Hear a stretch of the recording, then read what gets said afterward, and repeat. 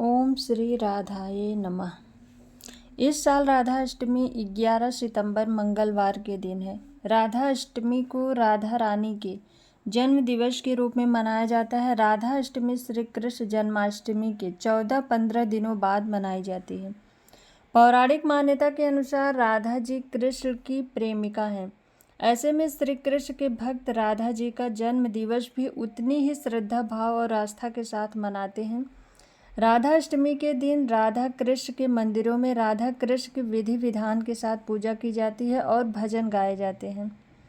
हिंदू पंचांग के अनुसार कब है राधा अष्टमी और पूजा का शुभ मुहूर्त क्या है? हिंदू पंचांग के अनुसार इस साल भाद्रपद माह के शुक्ल पक्ष की अष्टमी तिथि 10 सितंबर मंगलवार को रात 11:11 से शुरू हो रही है और इस तिथि का समापन 11 सितंबर बुधवार को रात 11:46 पर होगा। उदय तिथि के अनुसार राधा अष्टमी का पावन पर्व 11 सितंबर को मनाया जाएगा। राधा अष्टमी का व्रत अगर आप रखते हैं तो आपको 11:03 से दोपहर 1:32 तक राधा अष्टमी की पूजा कर लेनी है। यह मुहूर्त राधा अष्टमी व्रत के लिए पूजन के लिए शुभ है। राधा अष्टमी की विशेष पूजा में राधा अष्टमी व्रत कथा का भी पाठ करना चाहिए। राधा अष्टमी व्रत का महत्व। राधा अष्टमी का व्रत करने से राधा जी के साथ श्री कृष्ण की कृपा भी मिलती है। पौराणिक कहानियों में राधा जी को देवी लक्ष्मी का अवतार माना जाता है। वहीं राधा जी को प्रेम का अवतार मानकर उन्हें प्रकृति देवी भी कहा जाता है। अपनी आंतरिक शक्ति बढ़ाने के लिए राधा अष्टमी का व्रत महत्वपूर्ण माना जाता है। राधा अष्टमी का व्रत रखने से सारी पीड़ाएं दूर होती हैं और भक्तों की मनोकामनाएं भी पूरी होती हैं।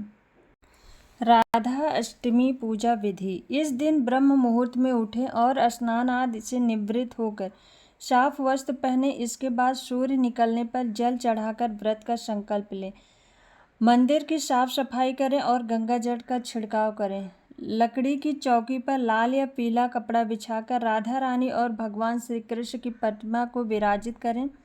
अब राधा रानी और भगवान श्री कृष्ण की पूजा करें। फल और मिठाई का भोग लगाएं। पूजा के बाद घी का दीपक जलाकर आरती करें। अगले दिन पूजा पाठ कर व्रत का पारण करें। राधा अष्टमी के दिन मालपुए का भोग अवश्य लगाएं। पुराणों के अनुसार राधा रानी को मालपुए काफ़ी पसंद है और भगवान श्री कृष्ण को भी राधा रानी के बनाए मालपुए काफ़ी पसंद आते थे। राधा अष्टमी के दिन आप राधा रानी को रबड़ी का भोग लगा सकते हैं। रबड़ी का भोग किशोरी जी की सबसे पसंद में से एक माना गया है। इसे आप घर पर आसानी से भी बना सकते हैं या बाजार से लाकर भी भोग चढ़ा सकते हैं। राधा नाम की महिमा। कहने को तो एक नाम मात्र है राधा, लेकिन इन 2 अक्षरों में समाहित है भक्ति, प्रेम और जीवन का यथार्थ। श्री कृष्ण जन्माष्टमी के 15 दिनों बाद राधा अष्टमी का पर्व ब्रज में उसी उत्साह के साथ मनाया जाता है या कहें उससे भी अधिक उल्लास के साथ मनाया जाता है। ब्रज की रानी राधा और कृष्ण के प्रेम को तर्कों से नहीं अपितु सिर्फ प्रेम और भक्ति से ही समझा जा सकता है। इस बात का प्रमाण कई पुराणों में भी लिखा है। पुराणों के आधार पर धर्म वैज्ञानिक पंडित ने राधा रानी के कृष्ण भक्ति का महत्व का प्रणाम दिया है। उन्होंने बताया है, जहाँ राधा तह कृष्ण, न्यारे निमिष न होत कहो, समुझ करहु यह प्रश्न। राधा नाम की महिमा अपरंपार है। श्री कृष्ण स्वयं कहते हैं, जिस समय मैं किसी के मुख से राग सुनता हूँ उसे मैं अपना भक्ति प्रेम प्रदान करता हूँ और ध शब्द के उच्चारण करने पर तो मैं राधा नाम सुनने के लोभ से उसके पीछे चल देता हूँ। राधा कृष्ण की भक्ति कालांतर में निरंतर उसका विस्तार हुआ है। निर्बाक बल्लभ, राधा बल्लभ और सखी समुदाय ने इसे पुष्ट किया है। कृष्ण के साथ श्री राधा सर्वोच्च देवी के रूप में विराजमान है। कृष्ण जगत को मोहते हैं और राधा कृष्ण को मोहती हैं। 12वीं सदी में जयदेव जी के गीत गोविंद रचना से संपूर्ण भारत में कृष्ण और राधा के आध्यात्मिक प्रेम संबंध का जन जन में प्रचार हुआ था। पंडित वैभव कहते हैं कि प्रश्न उठता है कि तीनों लोक का तारक, कृष्ण को शरण देने की सामर्थ्य रखने वाला ये हृदय उसकी आराधिका का है, जो पहले राधिका बनी, उसके बाद श्री कृष्ण की आराध्या हो गई। राधा को परिभाषित करने का सामर्थ्य तो ब्रह्मा में भी नहीं है। कृष्ण राधा से पूछते हैं, हे राधे, भागवत में तेरी क्या भूमिका होगी? राधा कहती है, मुझे कोई भूमिका नहीं चाहिए कान्हा, मैं तो तुम्हारी छाया बनकर रहूंगी। कृष्ण के प्रत्येक सृजन की पृष्ठभूमि यही छाया है, चाहे वह कृष्ण की बांसुरी का राग हो या गोवर्धन को उठाने वाली तर्जनी या लोक हित के लिए मथुरा से द्वारका तक की यात्रा की आत्मशक्ति। आराधिका में आ को हटाने से राधिका बनता है। इसी आराधिका का वर्णन महाभारत या श्रीमद् भागवत में प्राप्त है और श्री राधा नाम का उल्लेख नहीं आता है। भागवत में श्री राधा का स्पष्ट नाम उल्लेख न होने के कारण एक कथा यह भी है कि सुखदेव जी को साक्षात श्री कृष्ण से मिलाने वाली राधा है और सुखदेव जी उन्हें अपना गुरु मानते हैं। कहते हैं कि भागवत के रचयिता सुखदेव जी राधा जी के पास सुख रूप में रहकर राधा राधा नाम जपते थे। एक दिन राधा जी ने उनसे कहा कि हे सुख, तुम अब राधा के स्थान पर श्री कृष्ण का जाप किया करो। उसी समय श्री कृष्ण आ गए। राधा ने यह कहकर कि यह सुख बहुत ही मीठे स्वर में बोलता है, उसे कृष्ण के हाथ सौंप दिया, अर्थात उन्हें ब्रह्मा का साक्षात्कार करा दिया। इस प्रकार श्री राधा सुखदेव जी की गुरु हैं और वे गुरु का नाम कैसे ले सकते थे? कृष्ण के विराट प्रेम को समेटने के लिए जिस राधा ने अपने हृदय को इतना विस्तार दिया, सारा ब्रज उसका हृदय बन गया। इसीलिए श्री कृष्ण भी पूछते हैं, बूझत श्याम कौन तू गौरी, किंतु राधा और राधा प्रेम की था पाना संभव ही नहीं। कुरुक्षेत्र में उनके आते ही समस्त परिवेश बदल जाता है। रुक्मिणी गर्भ दूध के साथ राधा को अपनी जलन भी देती है।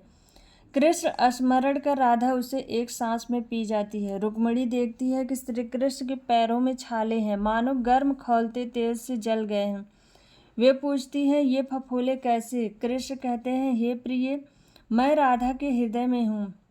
तुम्हारे मन की जिस जलन को राधा ने चुपचाप पी लिया, वही मेरे तन से फूटी है। इसीलिए कहते हैं, तत्वन के तत्व जगजीवन श्री कृष्ण चंद्र और कृष्ण को हूँ तत्व वृषभान की किशोरी है।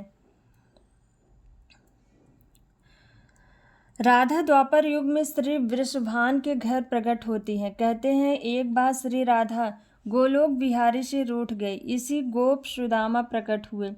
राधा का मान उनके लिए असह्य हो गया। उन्होंने श्री राधा की भर्त्सना करते हुए इससे कुपित होकर राधा से कहा, सुदामा, तुम मेरे हृदय को संतप्त करते हुए असुर की भांति कार्य कर रहे हो, अतः तुम असुर योनि को प्राप्त हो। सुदामा कांप उठे, बोले, गोलोकेश्वरी, तुमने मुझे अपने शाप से नीचे गिरा दिया है। मुझे असुर यौन प्राप्त का दुख नहीं है, पर मैं कृष्ण वियोग से तप्त हो रहा हूँ। इस वियोग का तुम्हें अनुभव नहीं है, अतः एक बार तुम भी इस दुख का अनुभव करो। सुदूर द्वापर में श्री कृष्ण के अवतरण के समय तुम भी अपनी सखियों के साथ गोप कन्या के रूप में जन्म लोगी और श्री कृष्ण से विलग रहोगी। सुदामा के जाते देख श्री राधा को अपनी त्रुटि का आभास हुआ। वे भय से कातर हो उठे। तब लीलाधारी कृष्ण ने उन्हें सांत्वना दी कि हे देवी, यह शाप नहीं अपितु वरदान है। इसी निमित्त से जगत में तुम्हारी मधुर लीला रस की सनातन धारा प्रवाहित होगी, जिससे नहाकर जीव अनंत काल तक कृत्य होंगे। इस प्रकार पृथ्वी पर श्री राधा का अवतरण द्वापर में हुआ।